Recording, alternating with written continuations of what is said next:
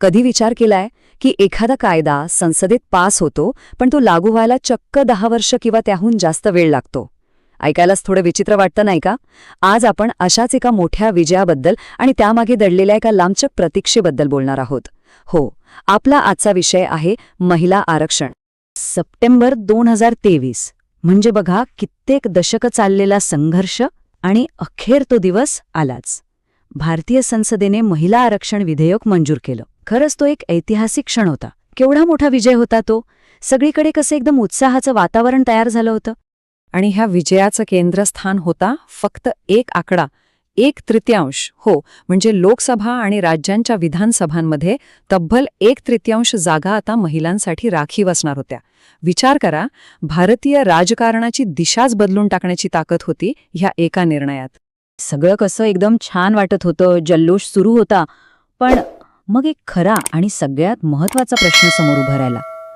इतका मोठा कायदा झाला, एवढी मोठी घोषणा झाली, पण हे सगळं प्रत्यक्षात लागू कधी होणार? आणि याचं जे उत्तर समोर आलं ते खरंच चक्रावून टाकणारं होतं. कारण काय झालं की विजयाची ही जी लहर होती ना, ती लवकरच एका मोठ्या चिंतेत बदलली. जेव्हा हे लक्षात आलं की अरे, प्रतीक्षा तर अजून संपलेलीच नाहीये. उलट ती तर आता खऱ्या अर्थाने सुरू झाली आहे, आणि ती पण किती, चक्क एका दशकाची.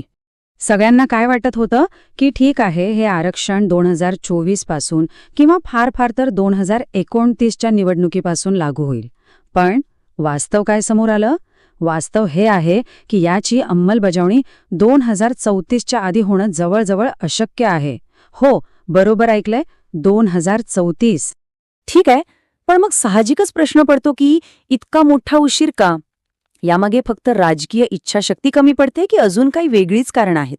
चला तर मग यामागचं जे प्रक्रियात्मक आणि घटनात्मक गुंतागुंतीचं चक्रव्यूह आहे ना, त्यात जरा डोकावून बघूया.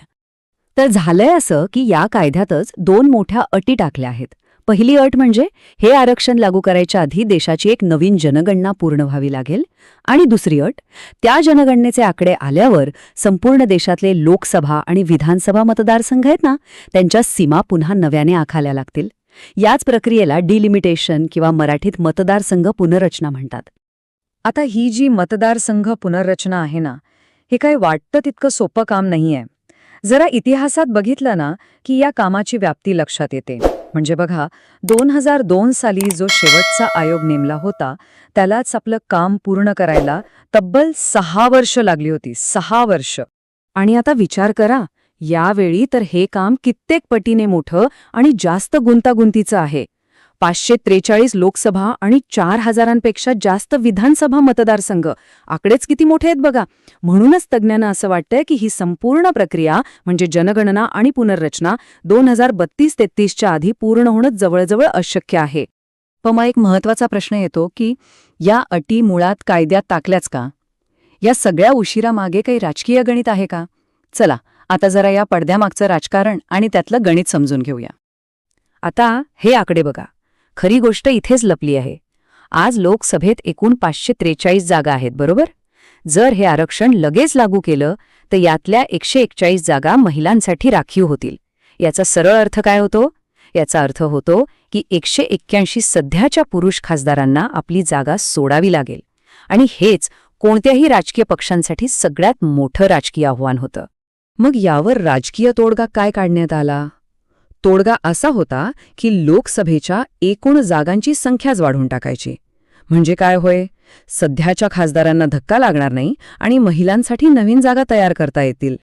आता चर्चा अशी आहे की लोकसभेच्या जागा 543 वरून वाढवून थेट 888 पर्यंत नेल्या जाऊ शकतात. आणि मग ह्याच वाढीव जागांवर महिला आरक्षण लागू केलं जाईल. पण जागा वाढवण्यासाठी काय लागतं? पुन्हा तेच, आधी जनगणना आणि मग मतदारसंघ पुनर्रचना पूर्ण होणं बंधनकारक आहे. आणि म्हणूनच हा इतका मोठा दशकभराचा विलंब. पण थांबा, इथेच गोष्ट संपत नाही. ही गोष्ट फक्त उशिराची नाहीये. जेव्हा कधी हा कायदा लागू होईल ना, तेव्हा सुद्धा काही मोठे आणि महत्त्वाचे प्रश्न तसेच उरणार आहेत, ज्यांची उत्तरं अजून मिळालेली नाहीत.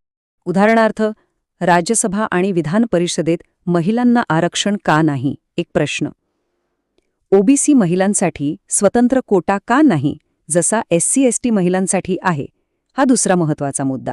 आणि तिसरं म्हणजे प्रत्येक निवडणुकीनंतर हे जे राखीव मतदारसंघ आहेत ते कसे फिरवले जाणार, म्हणजे रोटेट कसे होणार, याबद्दलचे नियम अजूनही पूर्णपणे स्पष्ट नाहीत. इतक्या सगळ्या अडचणी आहेत, एवढी मोठी प्रतीक्षा आहे. मग प्रश्न उरतो की हा जो दशकभराचा उशीर आहे तो टाळण्यासाठी खरोखरच दुसरा काही मार्ग उपलब्ध होता की नाही? आणि याचं उत्तर आहे हो, मार्ग नक्कीच आहे. हे जे काही घटनात्मक अडथळे म्हणून सांगितले जात आहेत ते असे नाहीत की त्यांना पारच करता येणार नाही. खरी गरज आहे ती फक्त एका गोष्टीची, प्रबळ राजकीय इच्छाशक्ती.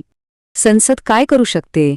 संसद स्वतःचं आणखी एक घटनादुरुस्ती आणू शकते आणि ही जनगणना आणि मतदारसंघ पुनर्रचनेची अट काढून टाकू शकते. आपल्या घटनेतलं कलम 15(3 तर सरकारला महिलांसाठी विशेष तरतुदी करण्याचे अधिकार आधीपासूनच देतं. म्हणजे जर ठरवलंच तर हा कायदा खूप लवकर लागू होऊ शकतो. आणि हेच आपल्याला या संपूर्ण चर्चेच्या मूळ मुद्द्यावर आणून ठेवतं. एक खूप प्रसिद्ध म्हण आहे की उशिरा मिळालेला न्याय हा न्याय नाकारण्यासारखाच असतो. मग खरा प्रश्न हाच उरतो की देशाच्या अर्ध्या लोकसंख्येला त्यांच्या हक्काच्या प्रतिनिधित्वासाठी आणखी एक दशकभर वाट पाहायला लावणं कितपत योग्य आहे? या प्रश्नाचं उत्तर आता आपल्या सगळ्यांना मिळून शोधावं लागेल.